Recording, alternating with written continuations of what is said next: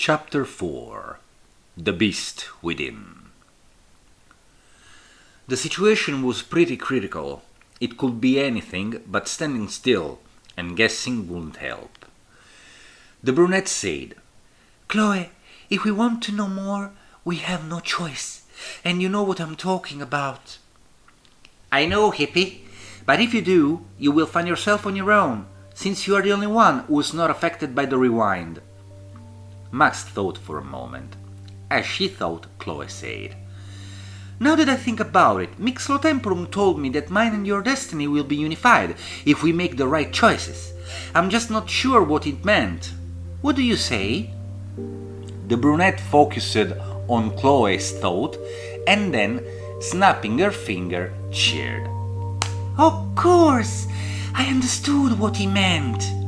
Her friend looked at her and asked, Can you explain to me?"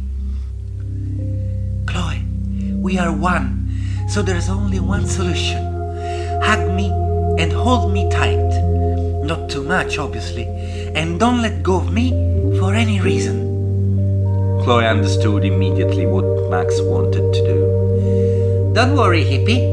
I won't leave you even if my arms were cut off." And the brunette laughed softly. So Chloe got behind Max and hugged her tightly, resting her head on her right shoulder, saying, "Okay, I'm ready, Times Master. Whenever you want." Max looked at her, smiling. "Okay, hold on tight."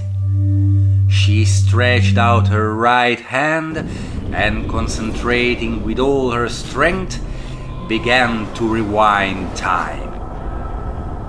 Chloe had never seen the brunette's power in action and was literally stunned when the surrounding world was going back in front of her own eyes. It was like pressing the reverse button on the VCR remote, but with a strong hot and cold wind at the same time that was carrying the voices of the past that echoed in her ears. After a while, Max lowered her hand, stopping her power. Chloe broke away from her and with astonished eyes said, "So this is how it works." Max looked at her with a slight smile as she went in front of a large puddle that was under the sidewalk. "Yeah, sometimes I don't know if..." But while she was speaking, she let out a groan of pain, and bending over forward, she vomited blood into the puddle, bending over and coughing. Chloe was scared and instinctively went to her and put a hand on her forehead and massaged her back with the other. Hey, are you okay? Talk to me, Max." After she finished coughing, the brunette wiped her mouth with one of the tissues she kept after eating, knowing that there could have been this possibility, saying, "Yes, it's okay. I must have overdone." Chloe looks at her dismayed. "Sorry, it's my fault. My weight must have..." "No." Max softly shuts her up by placing her finger on her mouth. "It's not you. It's me who rewounds too much right now. But I had to do it. Look around now." Chloe looked up, and in fact there was no one in front of the house. It was past twilight anyway, and there was no time to waste. "Hurry up, Chloe. Let's go," said Max. Chloe nodded, and together entered in the garden. They did a quick patrol, spying at the various windows, and saw from one of them the father snoring loudly in his chair in front of the TV that was transmitting a noisy action movie. With a dozen of empty whiskey bottles on the floor all around and next to where he was sitting, and on the little table in front of the chair was a lace, a small mound of white powder, a credit card dirty of that same powder, and 2 syringes, one of which still sealed in its little bag. At that sight, the 2 girls' blood froze, but by now they had decided to go all the way to the matter. After that, they went back to the front of the house and looked for some pebbles, which they started throwing at the window of what must have been Mark's room. After 2 or 3 successful shots, the boy appeared and Max signaled him not to speak. Mark looked at them questioningly, and the brunette made him understand with gestures that his father was asleep and they wanted to talk to him. Mark stood staring at them for a minute, then made sign to the girl to wait and went back inside, closing the window. The girl waited with bated breath, and after 2 minutes the door of the house slowly and silently opened. Mark appeared at the door and with a low voice asked, "Who are you? I don't remember I ever seen you before." The brunette said in a low and cautious voice, "But we do, in the park, with your father. Listen, we must talk, but let's go to the other side so your father will not wake up." The boy nodded, and all 3 went to the side of the house. "So, may I know who you are and what you want from me?" "We are 2 girls who saw what happened in the park this morning."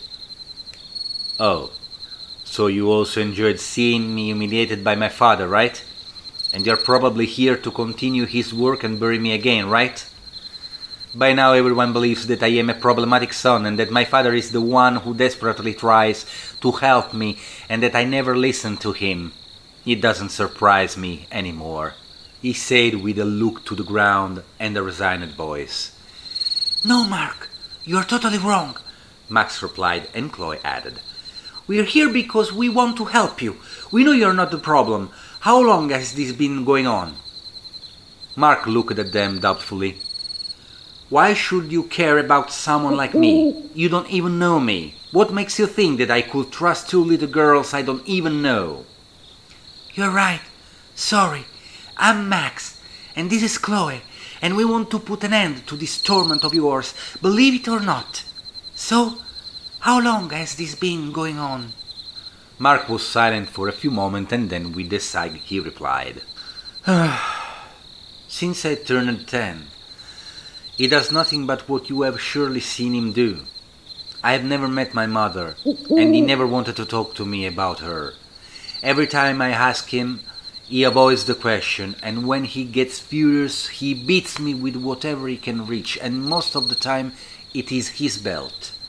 I remember that my 10th birthday was one of the worst. Of course, I had the cake from him, but I made the mistake of thinking aloud that I wished that my mom was with us, and he was furious, and what happened next, you can imagine. Even one of the cops that my father knew had passed to tell me a happy birthday, and if it wasn't that my father had to go and open the door, I don't know how it would have ended," he said with tears in his eyes, but angry face. "I see," Max said. "Was him the Agent Barry?" "No, was Agent Hooker. Now he's retired and moved to Seattle," the boy replied. "Okay, one more thing. Do you have any picture of that day?" Mark thought about it and then said, "Yes, I think so. But why are you asking me?" "I have my good reasons to ask you. Please, bring me one where the worst wasn't yet happened. I'll take care of the rest."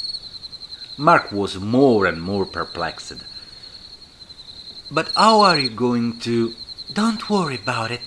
Just do as I told you, and all this will never happen again. And if I fail to keep my word, I will come to you to apologize. Okay?"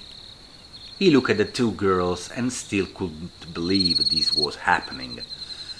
"Okay then, While he was replying, Mark!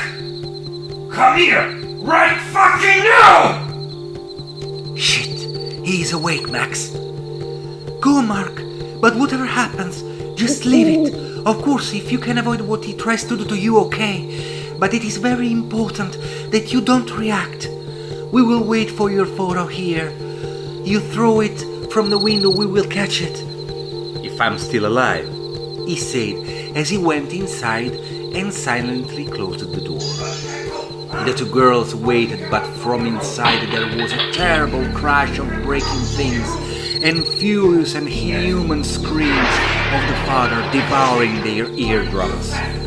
They held each other flat against the wall of the house, thinking the worst for poor Mark. After about 10 minutes, everything was suddenly enveloped in a deadly calm. After a few seconds, they heard the door opening and Mark calling them from inside, telling to come in. The girls, a little hesitant, decided to do as they were told.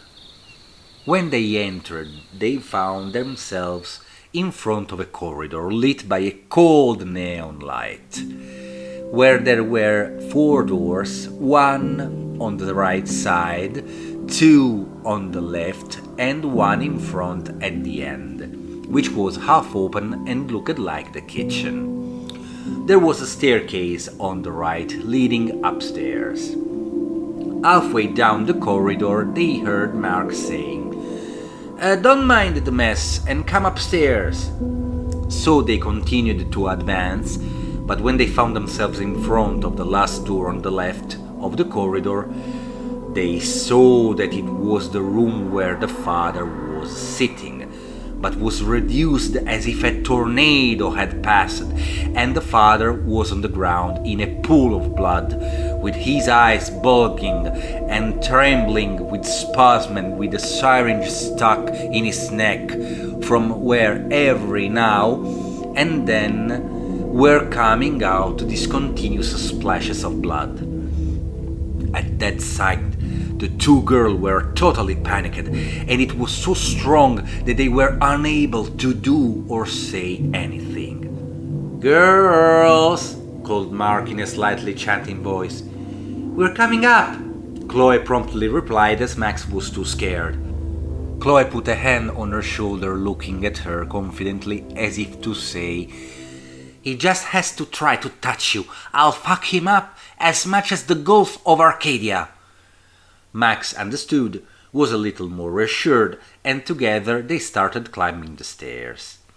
At the top of the stairs, they saw that the landing split in 2 directions, to right and left, with 5 doors, 2 on each side and one just in front that was ajar and from which a normal bulb light was coming. They opened the door and entered Mark's room. That room looked very clean and tidy. It was very simple as a room. Entering on the left, there was a white plywood desk, 3 padlocked drawers on the left where Marx was rummaging, and a black wheels office chair placed underneath it. At the far left wall was a very simple bed made from slatted base and mattress, no ornamentation, but well made and tidy. A 2-door wardrobe built in wood and iron was on the opposite wall, and almost in front of the door there was the window. Hundreds of photos of all kinds, shapes and sizes hung on the walls. "Oh, here it is. I found it." Mark took the photo he was looking for from inside the bottom drawer, closed it, and turned to give it to the girls, that gasped in fear when they saw him completely splattered with blood. "Here it is. This is the photo you wanted, even if I don't think it is of any use now." And he gave it to Max, who took it with a trembling hand. "Mark," Max said in a faint voice, "why did you do it? We told you not to do anything." "You know, I was really fed up listening him, tired to be tormented. It was time to say enough! You asshole! Die, you son of a bitch! Take this! Now it's me that kick you out of the house and forever!"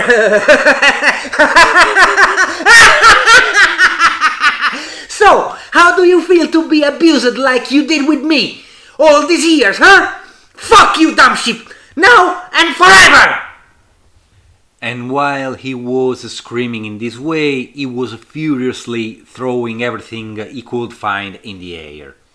Suddenly he stopped and still panting, he looked at the two girls with his still furious look. Then his face became serene and turned his back to them.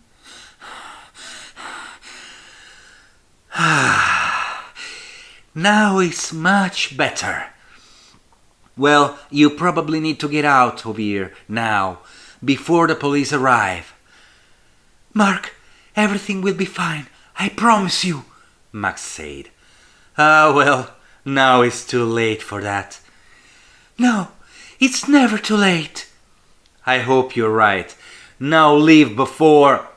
As he spoke, the police siren could be heard in the distance.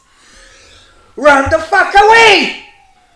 Go through the kitchen. There is the door that leads to the back of the house. And climb over the fence. You will find yourself on Carver Avenue. From there, it will be easy for you to orient yourself. Get out of here, now! Max and Chloe, without saying a word, ran down the stairs and entered the kitchen, saw the back door and went out, and as they finished climbing over the fence, the police patrols had almost arrived, but they had already succeeded to escape. Chloe, hurry! We must go back home at once! The brunette said as they ran. Yes, Max, but you could have prevented all this from happening with your power. We could have stayed in Mark's house and you could have rewound. No, Chloe, if I would have done that, Mark could have been alarmed to see us there without even opening the door. And we would not have been able to take the photo. Fuck, you are right. I didn't think about it. Now the important thing is to go home. We can calmly decide what to do. So without stopping, they went back to Chloe's house, entered and locked the door, then threw themselves on the sofa to catch their breath. After about 10 minutes, the brunette went into the kitchen to drink, that she was thirsty, and Chloe followed her. She pulled out of her pocket the photo that Mark had given her, showing him that was a child, smiling with a beautiful birthday cake with 2 lit candles that formed the number 10 in front of him, and next to him the father, who did not really look like what they had seen in the park. Chloe came over and, seeing the photo, said, "Looking at them like this, it doesn't seem like they are so problematic, do they?" It's a pity that behind a seemingly serene photo like this one can hide many horrible things that you don't know unless there is someone who knows and tells you what hides. Chloe sighed. The famous deceiving appearance. All this reminds me of so many things from my past that... Chloe, this is not the time to think about it. Now we have to do something so that the worst doesn't happen in future. You're right, Max. But now what can we do? I could try to revive that moment, but I don't know if it will work. In theory, I should be in that photo too to make the leap. Well, try it then. Okay.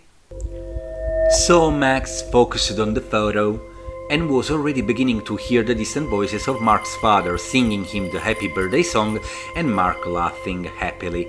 But while they increased in intensity...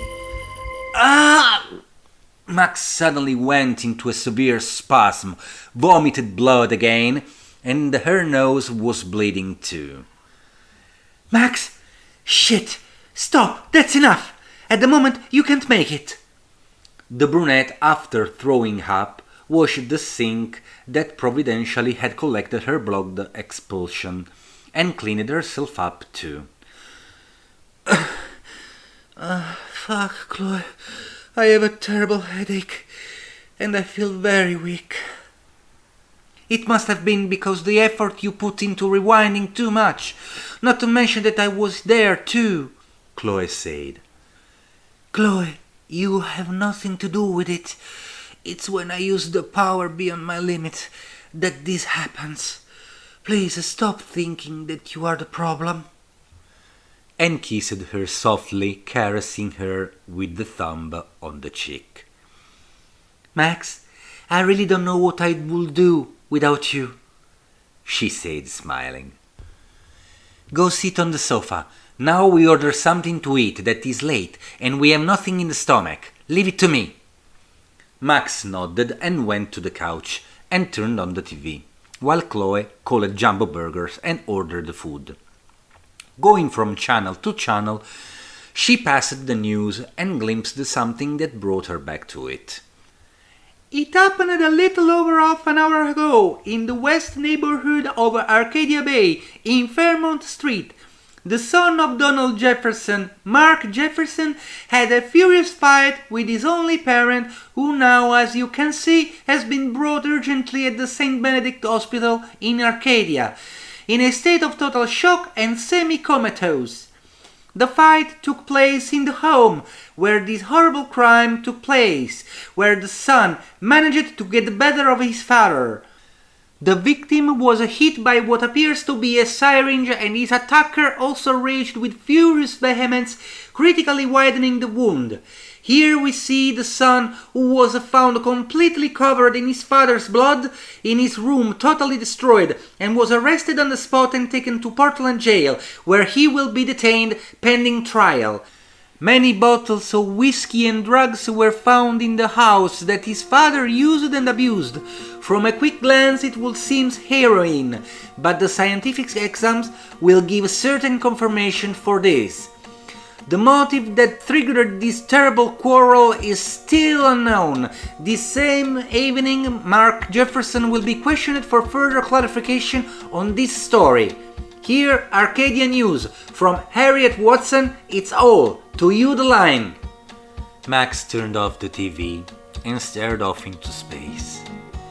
Max, we will find a way to get him out of there. You'll see, said Chloe, who had already ordered the food and was listening the news as well. After a few seconds, the brunette burst into tears, and Chloe, seeing this, ran on the couch holding her tight. Come on, little girl, I know how you feel. I too would have liked to avoid it, but I don't think there could have been any other way. It's my fault, Chloe, Max shouted in tears. If we only would let him escape, we would have had another way to help him. And now look what have we done? It's not fair. Now we know why he's like that. And we should have acted differently. Chloe kept holding her tight. Shh! Come on, Max. Don't do that, she said softly. You said so too. There was no other way, and now the only way we have is the photo he gave you. Everything will be fine. You'll see. Now calm down and don't despair. You taught me that we have to be strong, and now it is I who say it to you. And remember that you are not alone. There is me next to you. Whatever it is, we'll face it together. Max looked at her, and Chloe, with a slight smile, dried her tears and gave her many kisses on her flecked cheeks and a kiss on the mouth. The brunette sighed and tried to calm down a bit, while her beloved was caressing gently her hairs. In that moment, someone knocked at the door. Ah, it must be Jumbo Burger. Go to sit at the table, then now we eat. Okay, Max said. Chloe went to get the food, paid, and took it to the table. After eating, Chloe said, Now, let's go to have a very good sleep. You are so tired, and today you are really too overstressed after all that you have done. Max nodded. They went to the room, undressed, threw themselves on the bed, and gave each other the goodnight kiss. Max unfortunately couldn't fall asleep. She was turning on the left and right, sighing, and Chloe saw it but mostly felt it. Then she approached her, hugged her, holding Max's head on her chest, and started to caress her hairs and cheek. After 5-6 minutes, finally Max fallen asleep. Good night, my little time traveler. You'll feel much better tomorrow, thought Chloe, who shortly afterwards fell into Morpheus' arms too.